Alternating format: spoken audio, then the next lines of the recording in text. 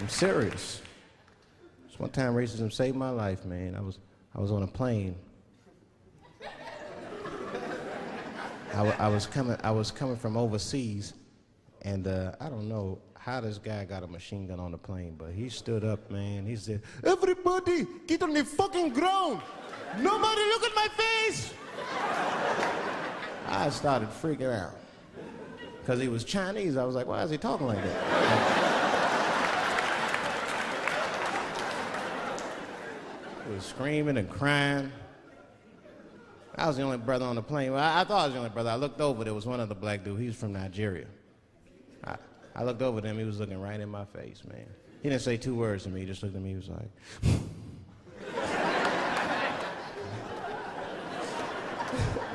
He didn't need to talk, I knew just what he was talking about. I looked right back at him, I was like...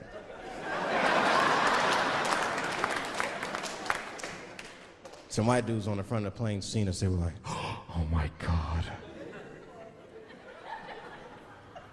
I think those black guys are gonna try to save us."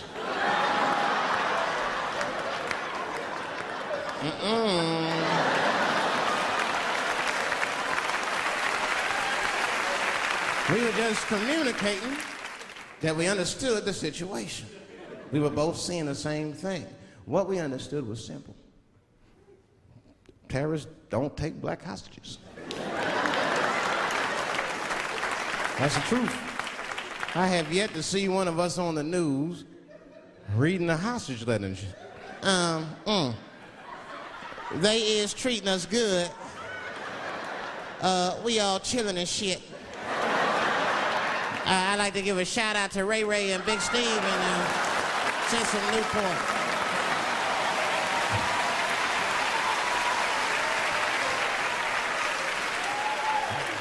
You're not gonna see it. Terrorists are smart. They know what they're doing there, you know. They terrorists. They know it's black people's bad bargaining chips.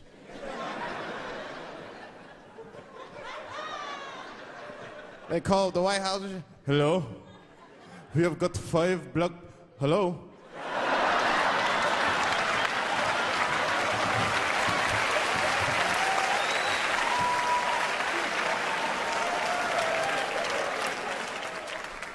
You'd be back in D.C. You know, I was thinking, man, this is an election year. I'm gonna ask you, you're a white guy, do you know who you're voting for yet? Don't know, do you? Now, you see that? You see what just happened here? Let me tell you something. That is a cultural thing. He knows who he's gonna vote for. He's just not gonna tell me. See? I've noticed that. That is a cultural thing. White people do not like to talk about their political affiliations. It's a secret. You ever ask a white guy who's voting for you? "Hey, Bob, who are you gonna vote for?" Dave, whoa. Well, take it easy now. Take it easy. So anyway, I was fucking my wife in her ass, right? And I mean, it was something else. Yeah, but who are you voting for? Dave, come on with the voting. I'm trying to tell you about fucking my wife. You're asking me all these personal questions. They don't like to divulge that information because it matters to them. Black people talk about that shit. Black people will openly talk about politics. Black people will openly talk about beating up politicians and shit. If I see George Bush, I'll kick his motherfucking ass for cutting my Medicaid. Okay, say it. Why would just say it? But there's a reason for that. It matters more for them. It matters more. Black people see, even when I vote, right? Which I don't. But even when I think about who I would vote for, right? I don't even look at their political policies. I just look at their character. You know what I'm saying now? You gotta read, no, I'm serious. You gotta read between the lines. Like, you know, you look at Clinton, and black people like Clinton, because we've seen him on the campaign. I saw one thing on the campaign trail. He actually just picked a black baby up and kissed him. "Come here, little nigger baby." Mwah! Just kiss him. I said, I like that. He did not hesitate or nothing. You see George Bush Jr., he be there, ugh.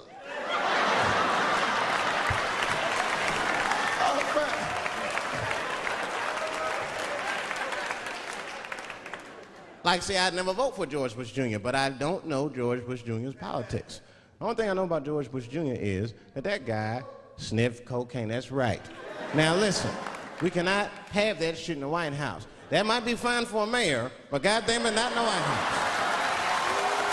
Not in the White House. You know what I'm saying? The stakes are too high in the White House. Can't have no cokehead president. He be selling nuclear secrets for $20, $30 and shit. He'll be in meetings embarrassing America. Come on, sign the treaty, baby. I suck your dick. Like, what the? Mr. President. Like, Mr. President, that is not how we do business here, sir. Stop sucking the ambassador's dick. No, let him finish.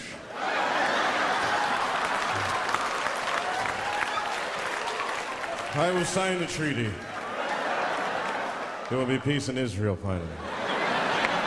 I'd vote for Clinton again if I could. At least it's always better.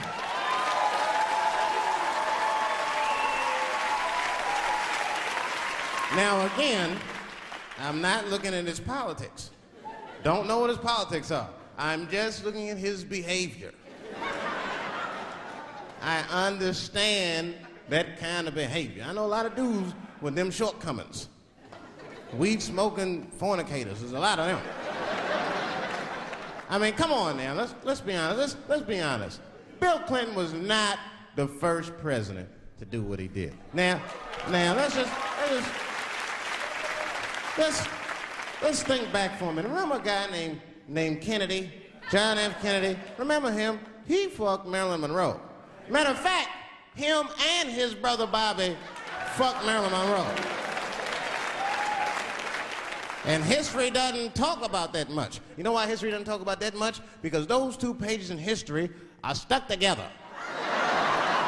They was getting it on. They were getting it on. I seen the tapes. Remember the tapes she'd be singing on there? She just party, stressing them out. Happy birthday, Mr. President. Bitch, my family's here.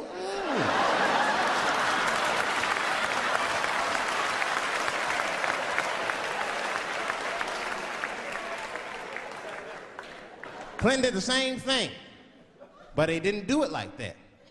Because it's the year 2000, he's busier than Kennedy was. He was a busy man. Clinton did that kind of thing the way busy men do it. You know what busy men do? They fuck who's close to them. I can tell that's what Clinton was up to. Look like he just stuck his head out the office door and shit.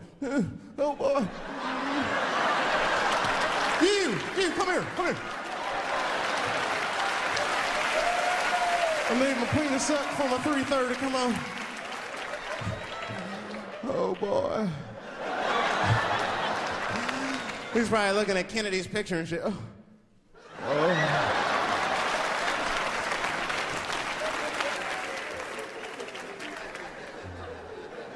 And then to top it off, he